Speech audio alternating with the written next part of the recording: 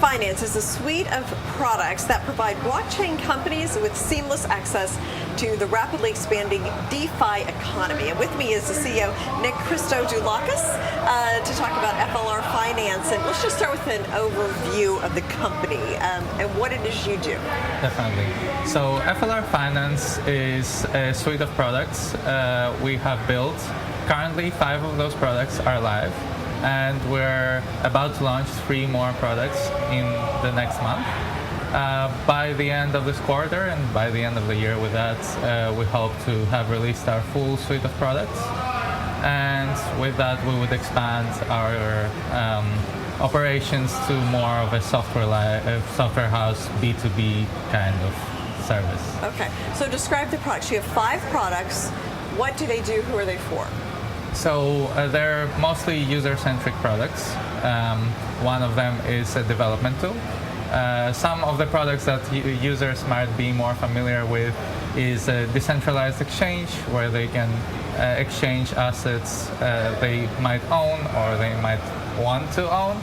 And then an NFT marketplace, which people are quite familiar lately, where they can create their own NFTs, they can exchange them, they can make offers to other people's NFTs.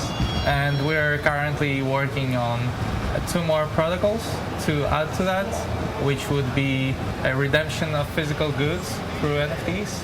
So if a merchant would like to sell a unique t-shirt, let's say, or only 5 of t-shirts, a user would be able to buy that as an NFT and then later on to fully on-chain redeem it to a physical t-shirt and get it to his house. So these are for people who are interested in participating in the blockchain economy, either with NFTs or did you say there's something for developers as well? Yes, we do have developer tools.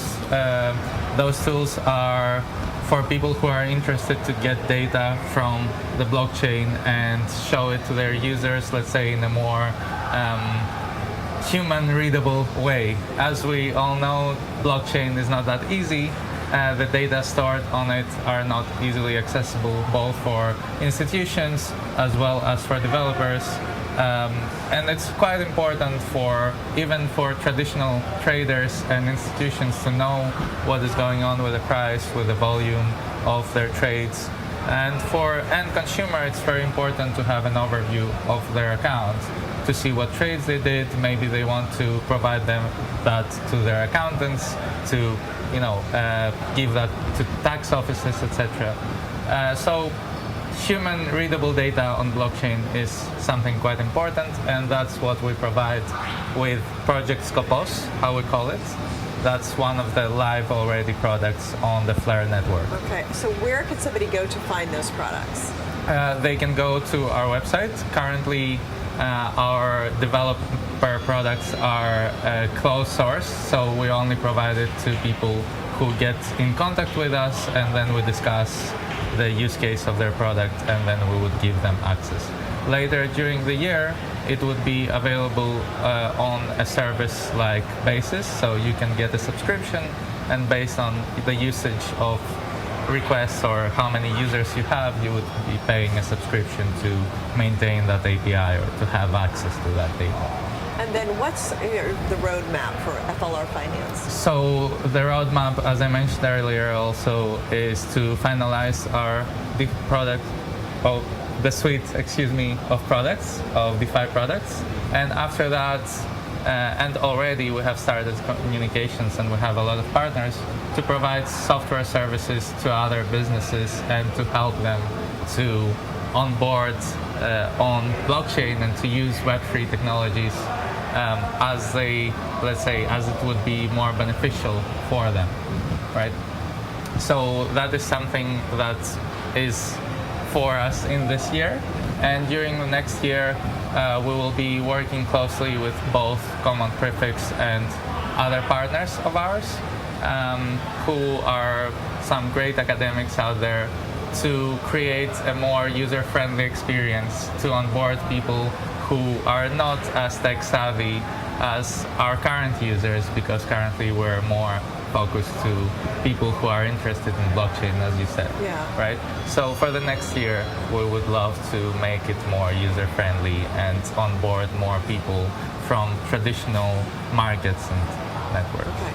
And finally, I just want to talk to you about the DeFi economy. Like, how do you see, what will that look like, and when do you think we might be kind of fully operational in the DeFi economy? So I believe there are quite a lot pretty great examples of DeFi infrastructure and DeFi services out there.